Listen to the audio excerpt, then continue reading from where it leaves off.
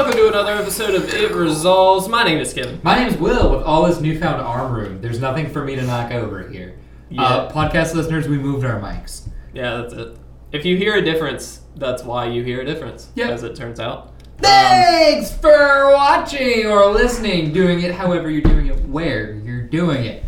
Kev, what a day. What a day. So, just so everybody is aware, we're recording this the day of the unbanning The announcement. 12th. February the 12th. February 12th. A historic day. Yes, a very historic day. So we are, of course, going to be talking about that. That is our main topic. We start off, though, of course, with our random card of the day, and then finish up with our question of the weeks, and then, of course, our crack-a-packs with our goal cards in mind. It's in this one. I fixed it. You fixed it? Yeah. I You stuck didn't it in even there. pick it. I stuck it. No, I know. I stuck it in there. See, it's a sealed pack. But I slid it on in. So I'm gonna get it before you. Heyo. Anyway, guys. Welcome. Yeah, so let's kick this off with the random card of the day. 3, 2, 1. Oh, Pyroblast. This is great. Sweet. This is a 1 red instant or originally interrupt. That says counter target spell if it's a blue spell or target permanent that is blue, basically. And so you can either destroy a permanent that's blue or counter one. We talked about 1 red mana. We talked about this card as well as Hydroblast in the Hate Bears episode. So We talked about hate and what that is in Magic. And back in the day, hate was very specific, and red and blue thematically hated each other. So they made a lot of cards that interact with one another that are red and blue that do those things. Yeah. This is one of them, and Pyroblast is great. It's very niche. Well, I say great. It's very niche is the thing. So, playability, Kevin. Playability, it's playable in Legacy and Vintage. Yes.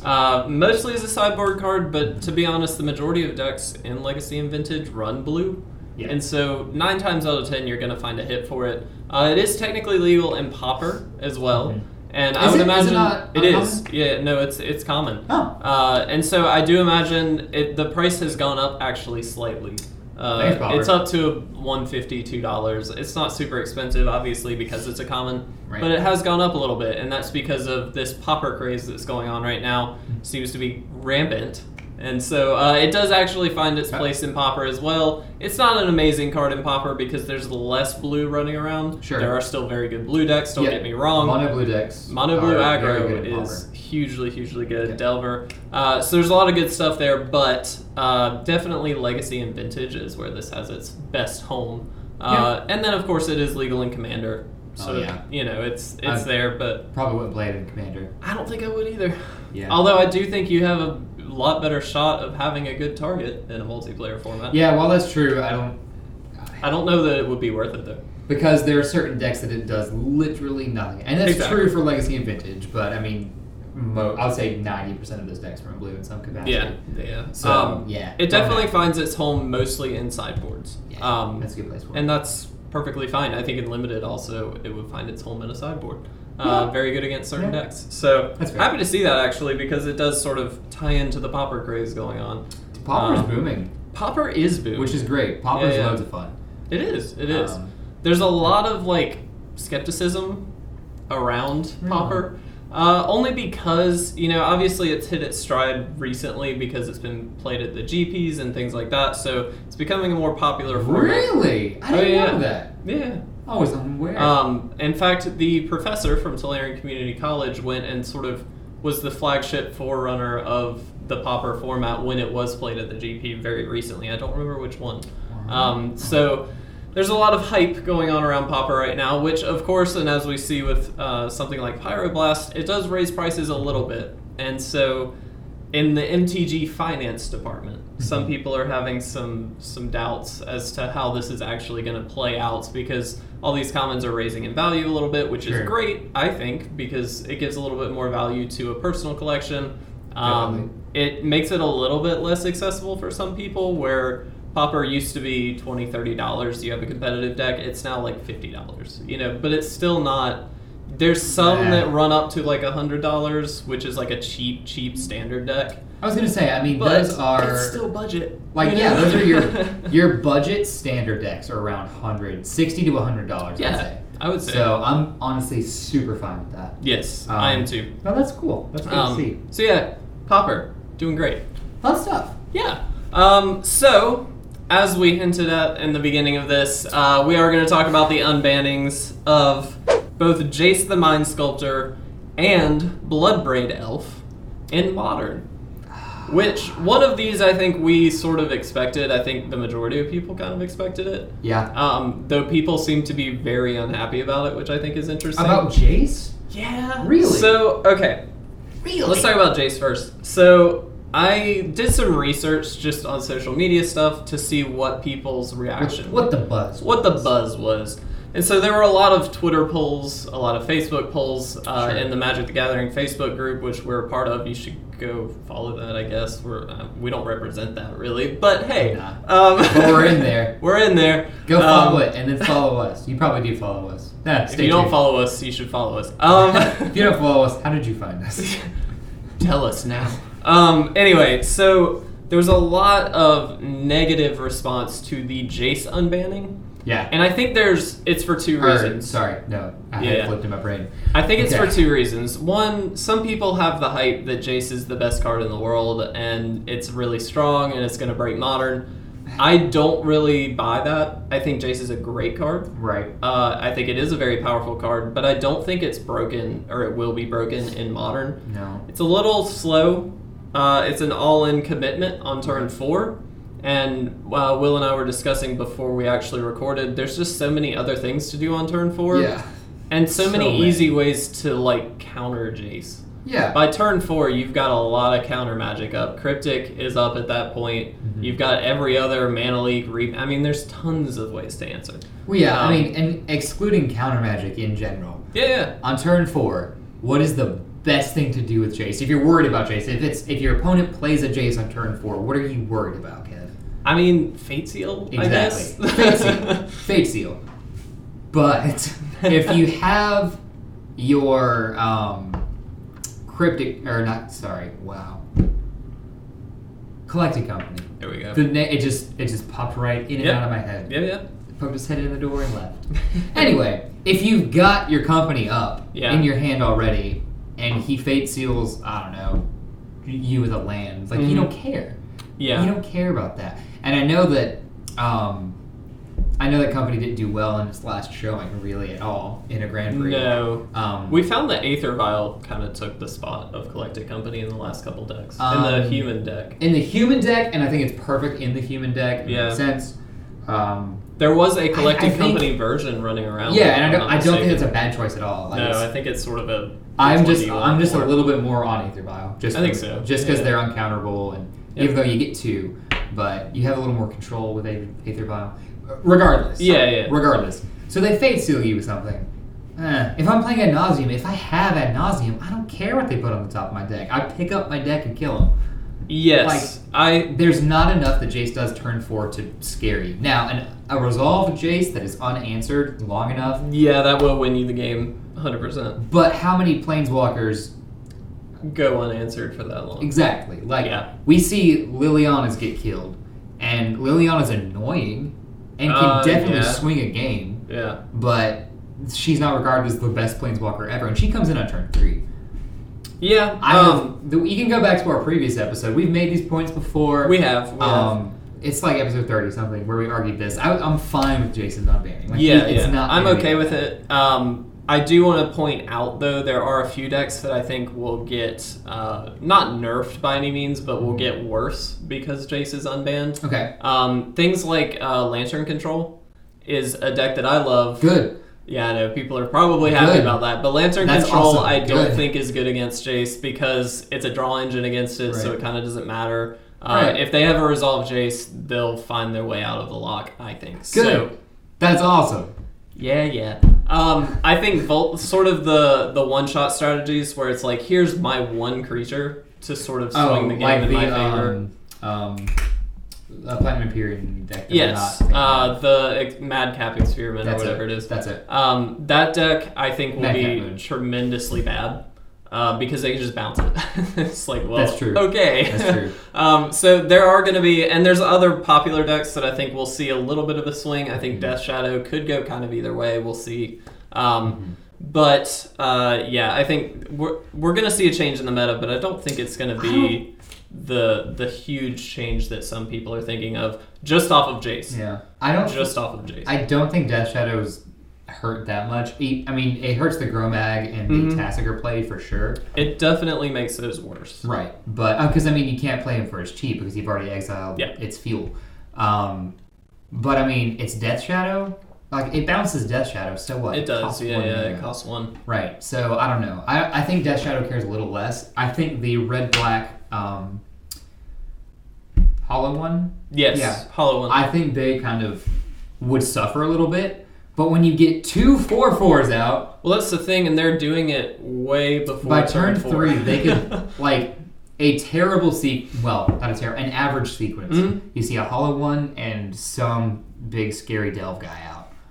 Yeah, or like a Bloodghast or something. I mean, you're going to have the damage on by turn 3, no problem. So I would imagine that it would be very easy to deal with a Jace in that instance. I think so.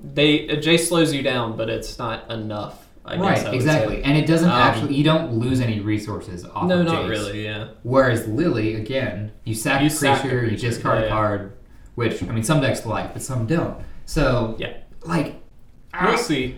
I don't think Jace is going to break the format, and I've always held that. I don't think it will either. I do think we'll see it in some of the either Jeskai decks or blue-white control decks. Oh, I think it's definitely going to go in those. I think, and I'm actually sort of borrowing this idea from, I don't remember if it was Rogue Deck Builder, somebody I watched earlier today, in fact, speaking on where Jace is going to find its niche. And, of course, build around strategies. There's going to be new decks, I think, with Jace. No surprise there, but... I think so. Because the current control decks, I don't think, have the best slot for it. A lot of the blue-white control decks right now have Jace Architect of Thought, which is sort of just a 1-for-1 trade, right? You could sort of slip those in, and that's no problem. Sure. Which I do think we'll see. Yeah, But they also run the Gideon package, the Gideon of the Trials, and Gideon Jura. And the point that was brought up by, I assume it was Rogue Deck, whoever I was watching at the time. I got that for you sorry if I'm wrong. But what he was saying, basically, he's thinking the entire current Planeswalker package, Jace Architect of Thought and the 2 Gideons are going to go out, and we're just going to see Jace Mind Sculptor come in. I'm a little skeptical on that. I think it would just be a 1-for-1 trade on the Architect, but we'll see. Yeah, because the Gideon package gives you... invulnerability. Yeah. You can't lose. Yeah. Like, why would you... It also makes opposing creature decks 10 times worse because they just have to attack Gideon. Just makes it so much better. Yeah, you don't get enough fruit off of just putting Jace in your deck. I don't think so either. If you had Gideon there. I mean, I'm not saying Gideon's better than Jace by any means, but... No. Gosh, no. So, yeah, I mean, we'll see how this pans out as far as playability and in what decks this goes in. The other reason, though, that I did want to point out people were very upset was because Masters 25 is coming out in like a month or whatever. Yeah. And a lot of people are unhappy about the marketing plan that Wizards invoked. And that they... revealed Jace? They revealed Jace in Masters 25, and then to hype the set, they unbanned Jace, is the way people are taking it. In my mind, it's they knew they were going to unban it, and so they decided to up the print run. Right. That's what I would... I mean, me being a positive person on that, I'll say this. But. I will grab my pitchfork and my torch and meet you in Washington if in a month Jace is banned again. Okay. That's the only way that I'd be upset. Because they're... Essentially, that's... Ooh, look at the carrot on the stick. You get to play with Jace in Modern. Ooh, for a month. You want to go Callblade Modern? Ooh. And then they ban it again. Like, I get that. But that's not what's happening. That's not what's... No. They knew they were unbanning Jace. They've been testing this for years, waiting for the right time. If you read the article on Wizards, they said they were looking at data from past GPs from 2 years out. They were looking at stuff to decide when was a good time to unban Jace. I hold that most cards on the ban list will... Like, they want to unban them. There's no reason they make a thing and then keep it from you. Yeah. Right? So, it's just not always the right time. No, it's perfectly fine. So. There are some cards that I don't think should be unbanned in Modern. Stoneforge. Deathbright. Deathbright. Stoneforge? I don't think Stoneforge should be unbanned. I disagree. I think I mean, maybe now, maybe not. But Definitely not now. I don't know. No, but I think Stoneforge would have been fine to unban. Maybe. There's so much removal. Oh yeah. So no, like, I'm not doubting. What are you gonna put? You could put your sword, I guess, on Platinum Imperium. That'd be scary. If you want to build like a weird Jeskai Madcap deck with Stone. Well, but the big thing is you just get Batterskull. Ooh. Well, yeah, Batterskull, but you know what I mean. Like that would be the thing. But in Modern, there's so easy removal for Batterskull. Fatal Push, you just fetch.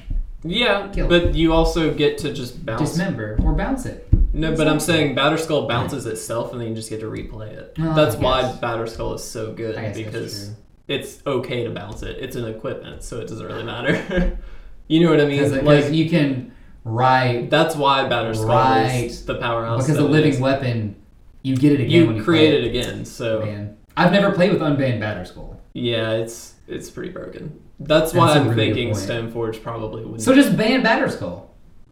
Well, I mean, yeah, but they already banned Stoneforge. I mean, so ban Batterskull. It's fine. Well, that's just a 1-for-1 trade. Yeah. I don't know. Stoneforge is fine. Why would you not ban the card that's broken?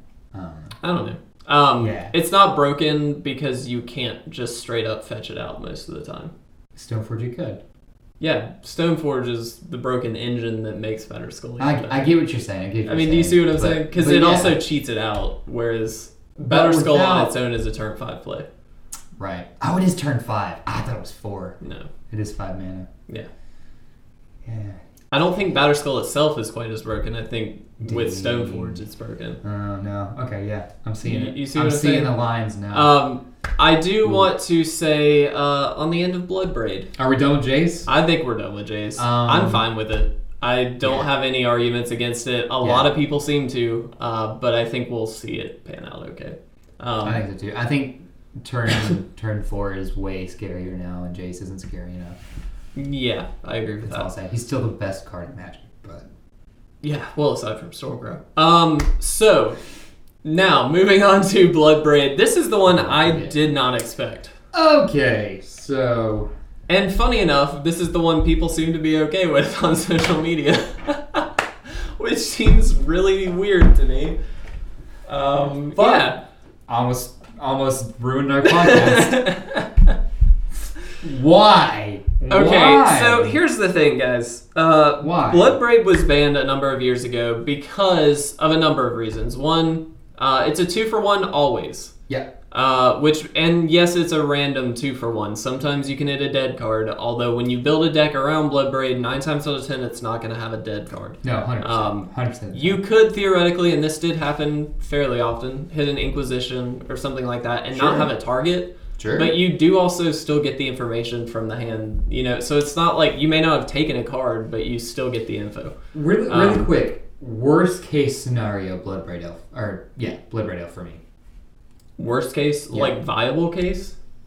Yeah, like if you're building a deck around Bloodbraid Elf, let's say classic, Jund with cards today, what do you think the worst hit for Into Fatal Push without a target?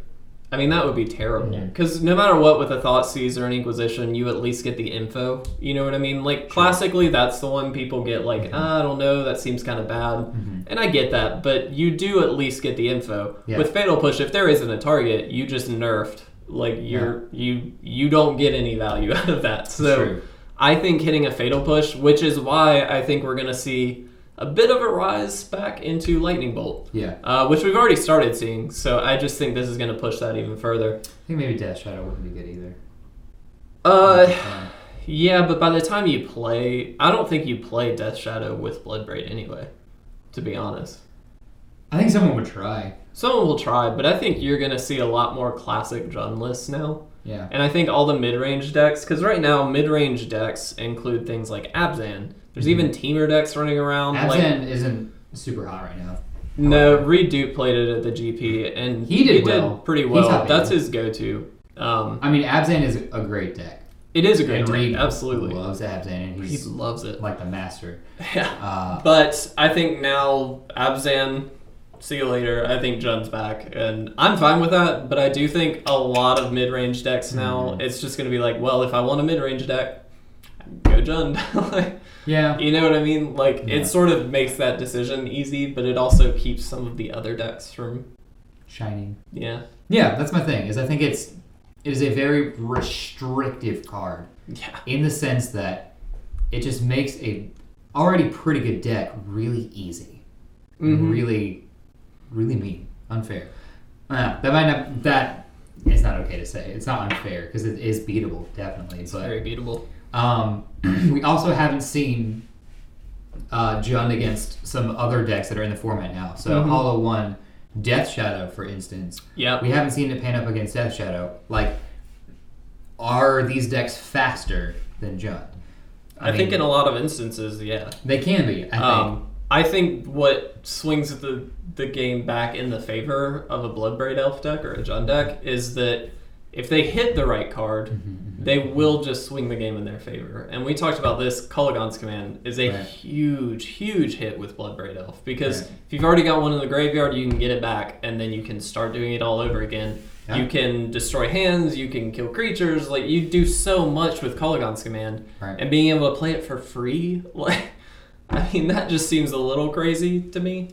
Yeah, it's good. But I do think that's sort of going to be the dream hit for Bloodbraid at this point, at least with the current metagame.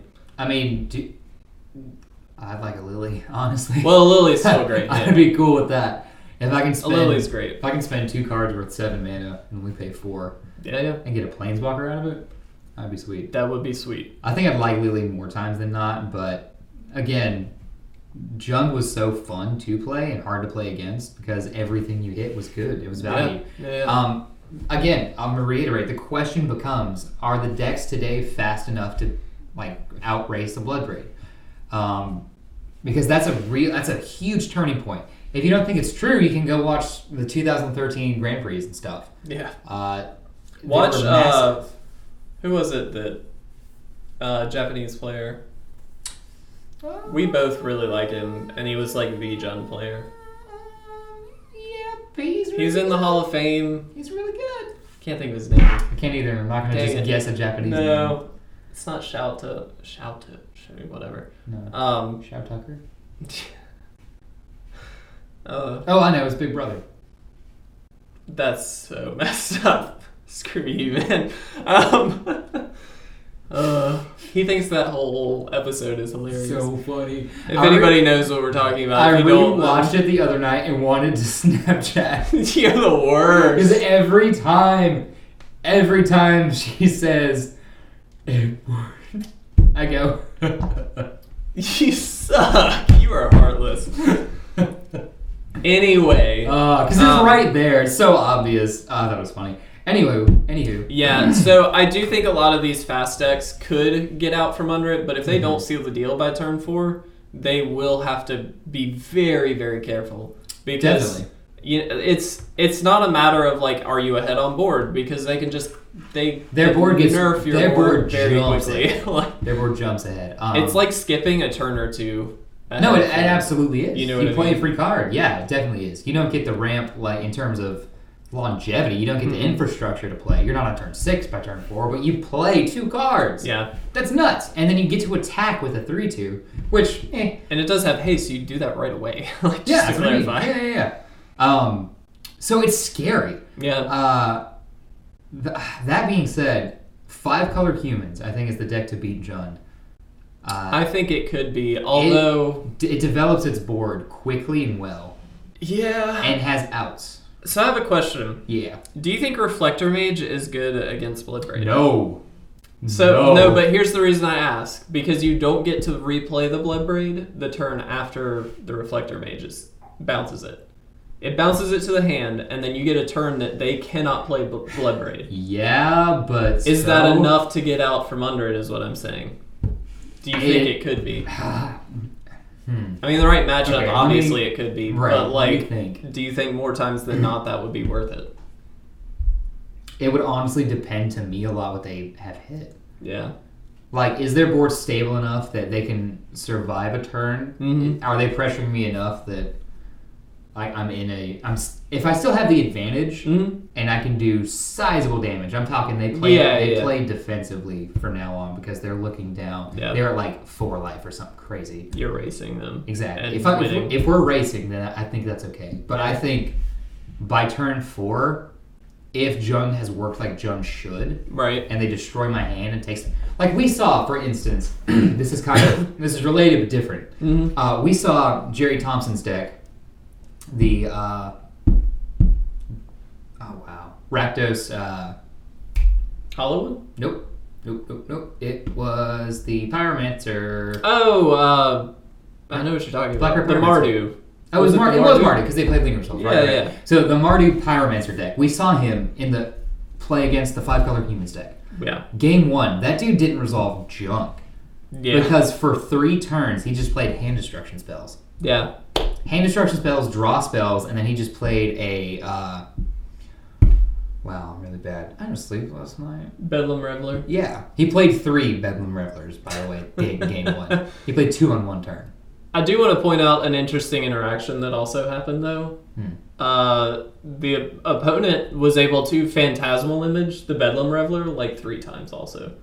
That was game 3, right? I think so. But I just want to point out that was a really cool play. Not relevant in any way. I just thought it was cool. It's awesome. No, that's really cool. But the hand destruction shuts down the fast decks that are good against Jund. Yeah, it really does. So I don't know.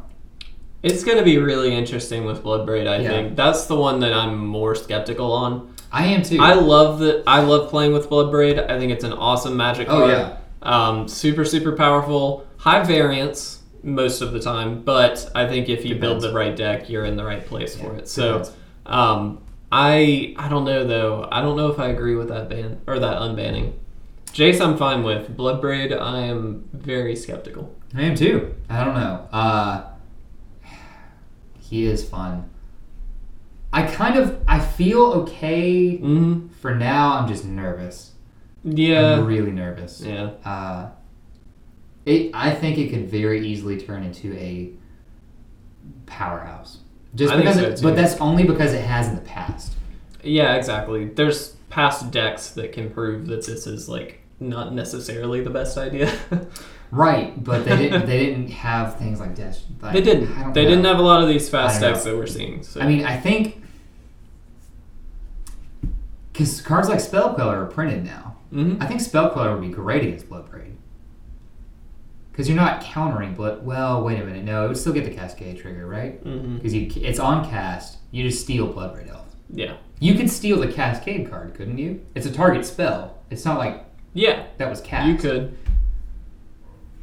I think that'd be okay. Because getting a 3-2 with haste on turn 4, that just sucks. Maybe we'll see like Bant Spirits come back. That'd be pretty sweet. I mean, it's a tier 2 deck, I'd say. Yeah, Bant Spirits has always sort of been there, but like to see that come back would be kind of interesting. I like the Spirits deck. I think Spell Queller is a great card against it. Yeah. Not necessarily to steal Bloodbraid, but to take its thing. Yeah. I also want to point out we've seen a little bit less of Tarmogoyf recently in the past few months, just because Death Shadow and things like that, Fatal Push. I think we're going to see Tarmogoyf come back. What's that? Bloodbraid into Tarmogoyf is a pretty good play, as it turns out. I also think because of the rise back in Lightning Bolt, which I think is just a given, because you don't want to Bloodbraid into Fatal Push. Right. You want to Bloodbraid into a thing that's actually going to do something, and no matter what, Bolt will. Well, unless they have a ley line out, but that's always sideboard. Yeah, but I mean that you can't really. You have to do the best you can at that point. I don't really know. So like, I think Tarmogoyf is going to come back with full force because we have seen it not go away. It still sees quite a bit of play, but it's definitely dropped off a bit. So I think we'll see that back. It's going to be an interesting Modern season. It is. I think Jund will evolve. I think it'll evolve. I think so too, but I am excited to see Jund back, to be honest. I like Jund a lot. I like Jund. I didn't like what Jund did to Modern. I'm with that. I believe that. Yeah. I know. That's all I can really say. Yeah, I could talk for hours about it and just spitball stuff out there. Well, I don't know. Anyway, guys, let us know what you think on these unbannings. Was it good? Was it bad? And in fact, the question of the week for this week is, do you agree with the unbannings? Do you only agree with one? Do you disagree with the other? Let us know. We'll have a post up probably as of yesterday. Anyway, I do want to talk about the question of the week this past week, which was, again, focusing on Modern, what would be the next big breakout deck? We talked about the GP last week. There was a lot of diversity in the deck list, a lot of really interesting things. And so we just quickly asked what the Modern deck you think will rise to the top, and I think this changes now with these unbannings, but we'll see. I don't know. I'm kind of okay with 5-color human. Yeah, but that wasn't even on the list as far as what people said. So I think 2 of these make sense. 2 of them I think will probably not be true. Hollow One is up there, and I do think we'll continue to see Hollow One. That deck is very, very fast. Very well. Yeah, it's super sweet and fairly consistent, which I think is obviously the most important thing. That's always the biggest thing. Consistent. Jeskai Control, not Blue-White Control, Jeskai Control, which I do think that is the more likely one we'll see now that Jace is unbanned. Yeah, I think it goes right to the top. Yeah, 100%. Boggles was in there. I'm gonna say Parks is the one to put that one there. Okay, honestly, there was another person that said it there too. So when we are ready to make that deck and start streaming that deck, it is pretty cool. It's a really good deck. I love it. I have most of the pieces in paper. Yeah, it's pretty cool. I mean, I need like the core Spirit Dancers, but I have like the other big name cards. I guess Horizon Canopy. I've only got like 2. But so Bant Boggles. Ladies and gents, we'll do a deck tech. We'll do something on that with his permission. It's sweet. You guys probably know what this is, but it's just so good. Grixis Control also came up, which I think is kind of interesting. Oldie but a goodie. I love Grixis, but I think Jeskai is going to be the one to go for. You think? I still think so. Yeah. I don't know. I think Jeskai will take it. It's just I don't know. Jeskai would be so sweet. It's good. Jeskai is very good. As it turns out, I don't think it's that good. It's tier 1. It's tier 1. It's top 8. Like there's no saying. Well, but it's not that good. No, it's not. It's not better than Hollow One. Sorry. I'm not saying it's better than Hollow One, but it is tier 1. Yeah. So like it's obviously good. I didn't say it wasn't good.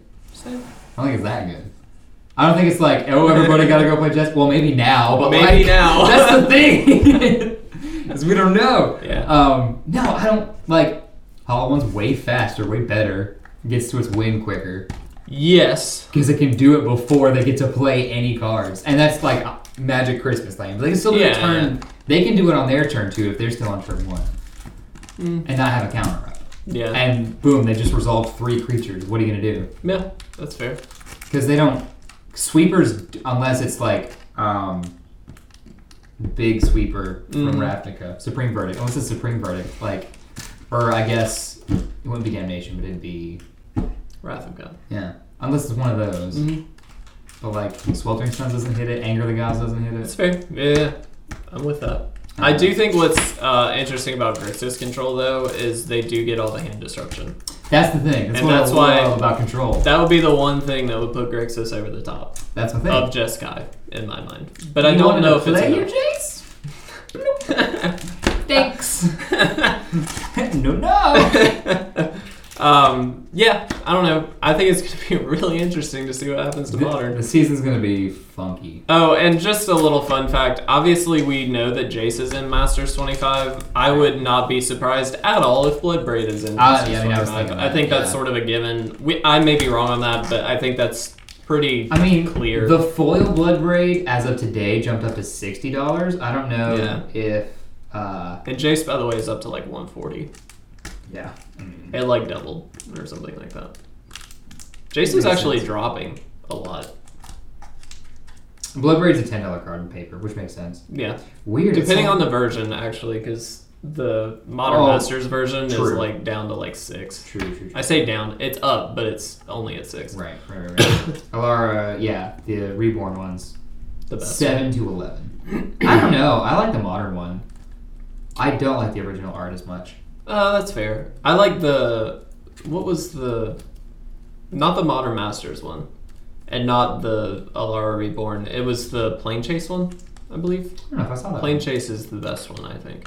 It's really good. You've seen it. Promise you've seen it. I've got, I think, all of them. Jace Bloodbraid. Is that what I'm thinking of? Probably. It's, I think, the one people most... It's like the action shot one, right? That one. That one? Yeah. Nah, dude, I like the... Man, that's... like The modern Masters? Yeah, that's what I like. Interesting. I mean, hey. The modern art, they look so cool. It's not bad. I mean, it's really sweet. It's so not boring. That's fair. Like, this Bloodbraid Elf is doing what Bloodbraid Elf does. Surprising a dude with a knife. He's even holding his hand out. If you fix it in post, you'll see what I mean. But he's got his hand out, he's got his knife here. Like, oh, you thought you were winning. No, Bloodbraid time. That's what they do. And that's what he's doing. And each other Bloodbraid is just standing there like, I'm an elf. This is what elves do. This is like, I'ma shank you in the shower, bro. Welcome to John, man. What's up? You ain't around looking no more. What's up? Ain't got nothing on me. Will. Bloodbraid Elf. I'm so glad we do this show together, man. It's so entertaining. Dude, I don't care if they watch. This is just entertaining. Cards just have such a voice if you give them a voice, and cards that don't. Like, Regal art is pretty, but it's not exciting. And if you play any Gruul colors, you know what I'm talking about? Yeah. You gotta be like, alright, well that's a 7-ton lizard. Oh, that's an elf that's gonna eat my guts out. Oh, that Velociraptor's holding a spear. Man, that's what red and green does. You know what I'm saying? Oh, that's I'm thinking about the Vyashno or whatever they're called. Shanktail. Shanktail. Its name is Shanktail. I forgot. Because his tail is literally a shank. I think red became my favorite color just now. Let's open some packs. We have our gold cards. Mine is Nezahal, the Primal Tide, which has fantastic art on it. It does. It's beautiful because it's doing something. It's all like, swimming. There's thunder. It's swimming. Oh, the red one was your gold card. No. Oh, you're dumb. Blue one. My gold card is Bloodbraid Elf. Yeah. So, hoping to see that. And, oh, nope, didn't get it. Got Journey to Eternity. Oh, I love that card, though. That's a cool name for a band. Yeah. I got Radiant Destiny. I can't remember if I liked that or not. Oh, that's the tribal. It's the tribal. I don't know. So for anybody, I mean, it's 2 and a white for an enchantment with Ascend. As it enters the battlefield, choose a creature type. Creatures you control of the chosen type get +1/+1. As long as you have the city's blessing, they also gain vigilance. I think on turn 3, I'd rather do something more impactful. Yeah, I'm kind of with you. And limited specifically. Here's me. Unless I'm playing Merfolk, which is slower in general, I think. Sometimes, yeah. Light and limited, I think it's slower. Having played it, I will say it was very quick when you get the right cards. Okay. I could be mistaken. I 3-0'd with it in that league, and it was really sweet. Like, it was very quick. You're probably right. I'm between Reaver Ambush and Bombard because this pack kind of sucks. I think I would go with Reaver Ambush. Just because I like that it exiles, but it also puts me in black, which I really think black is great. It has, I think, the best uncommon in it, the Chupacabra, which just straight up kills a creature when it comes in. Yeah, it's great. My pack isn't awesome. There are some good cards, but they're not like super solid. So, I mean, it's definitely not whatever the rare. What are they at? So it's between Needletooth Raptor, Siren Reaver, and Forerunner of the Empire. I'm leaning more Forerunner because having a ping effect on board is nice. Being able to fetch a dinosaur up is cool. It is on turn 4 though, but that's giving me, if I get a dinosaur, that's kind of a win. That is giving me a lot. So, and the Forerunner for this, for the Dino deck, a lot of people kind of, I think, wrongly put it in red-white dinos instead of red-green.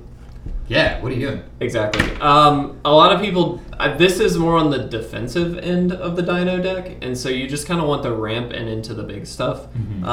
but it also combos very well with Enrage because it does hit your stuff too. So exactly. That's what I was thinking. It's very important. Polyraptor? Polyraptor, Best believe. That would be awesome. Oh my god, is that an unlimited combo? Let me see.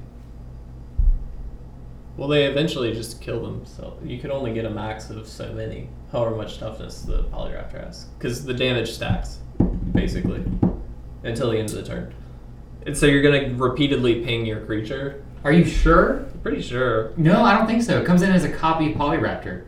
Not with its exact power. No, I know, but the original Polyraptor is going to it would die, keep pinging itself. And so eventually you're going to end up with like 5, and then you can't get more than 5. Oh, it doesn't because they don't resolve. Yeah. No, they do. No, listen, because the trigger goes when they enter the battlefield. Right. So they enter. There's 2 Polyraptors. Yeah. One is entered, it pings again. There's another one. Right, what I'm saying, okay. I'm confused. Here's what I'm saying. You have the original one. Yeah. Right? You play the Forerunner, then you play the original one. Okay? Whatever. It pings it. Okay? Yeah. You get a copy. Yes. That one triggers the ping again. Yes. Okay? The original one gets pinged, so it's Yes. now taken 2 damage. Yes. The new one's taken 1. Yes. So you get 2. So I have 4. Right, you have 4. Then I get 8. But I'm just saying... Then I get 16. This is a never-ending thing. Then you can't end this. 32. You can't end this. Sure I can. If I can kill every time. If I can kill this guy, I'm good. Oh, well then it's just... No, we're dumb. This kills itself after 3 times. Why? It's a human soldier. Oh, we are dumb. we are so dumb. Oh god. It's happening. Honestly, I'm okay with that. Dude, no, that's great. I mean, it is really sweet. I play this Forerunner. Yeah, it's every creature, not dinosaurs. Kill us in the comments. Hey, man. RTFC, bro. But no, yeah, so I trade a Forerunner. Still would be really sweet. And I get 1, 2, how many is that? That's so many still! I do it 3 times! It's very good. What's 3 cubed, Kevin? Quick. What's 9 times 27. 3? I have 27 Polyraptors. Yes! Is that how that works? Who knows, man? Man, I think so. You tell us. I think green-red just this is an interesting my favorite episode. colors. I think it might have already been. 27 Polyraptors. That's my new standard deck. Forget Galta. Polyraptor is my gold card. Yes. I am all in on Polyraptor. My deck is named Polywog. Yeah. Yeah. Or before this degenerates anymore, Polywag. we're gonna get out of here. Because I'm like, boom. We're done. Guys, I hope you enjoyed this episode. Magic's so fun, guys. Go play Modern. Let us know what works, what doesn't work. Forget about Modern. I'm telling you. The Polyraptor deck... My name is Kevin. ...is a thing. My name is Polyraptor as well. My name is...